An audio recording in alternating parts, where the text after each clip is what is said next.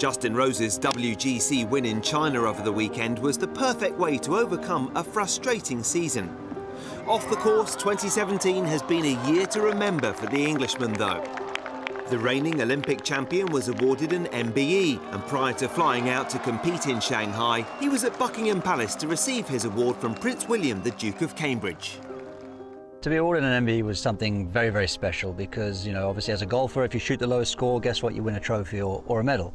But to be sort of awarded a medal from a group of people that, I guess, judge your career and your achievements and the way you've handled yourself, because I'm sure the criteria that goes into receiving an MBE is not so straightforward. So I feel very humbled that they chose me worthy of it. And it was just a really special day to be at the Palace. Receiving the award from the Duke of Cambridge was amazing. Obviously, future king one day was, you know, pretty cool experience. But to take my mum, my sister, and my wife to the Palace as, you know, a small thank you to them for all the hard work, effort, and time they've put into my career. It was an amazing day. Then we went out for lunch afterwards, and it really made a day of it. It was a special day to celebrate pretty much an award that you could argue encompasses my whole career to this point.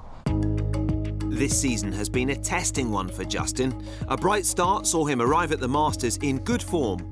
On the final day at Augusta National, the 2013 US Open champion battled with Sergio Garcia down the stretch, missing a putt for the win, only to lose out to the Spaniard in a playoff. You hear about people talking about, oh, it was a year of two halves or this, that and the other, and I think it's been a year of three thirds for me in a way. Like the beginning third of the year was very strong. It was all about the run into Augusta. You know, my West Coast went pretty well, had some top 5 finishes, felt good about my game, but hadn't had that breakthrough yet. And then the breakthrough very nearly happened at Augusta, which is exactly what I was trying to peak for. And, you know, went down the stretch with Sergio, thoroughly enjoyed it, loved every minute of it. Result didn't go my way. I try not to think too deeply about it. Performance-wise, I was pretty happy with what I gave down the stretch, so I can't be too disappointed. And although I am. I think sometimes when I'm in the toughest situations, I feel my calmest in a way. I force myself to have to deal with the nerves by overcoming them in a way. I don't think it's ever easy, but I think that it's like a survival instinct. If you don't survive the nerves, you know you're going to crumble, so it's just figuring it out. But I really enjoyed the back nine on Sunday at Augusta, and it tells me that that's where I should be playing, and that's where I enjoy playing, that's what I relish.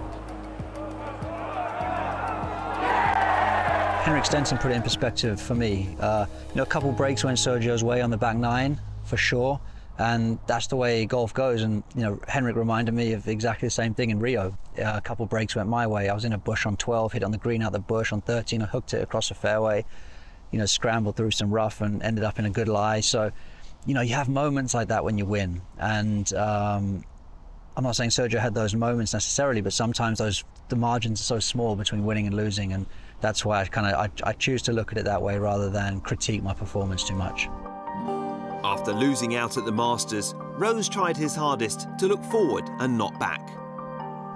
It was always weird because I'd booked a holiday with a bunch of friends after Augusta, and I'd been looking forward to this holiday for so long because I'm so disciplined and dedicated on the run into Augusta that right afterwards I'm ready to kind of like blow off some steam and relax. So we had a great holiday planned, had a bunch of friends in town, so maybe there wasn't that much reflecting. It was just more trying to drown the sorrows a little bit and enjoy some good company. But yeah, we were on holiday the week after, so I was pretty well distracted.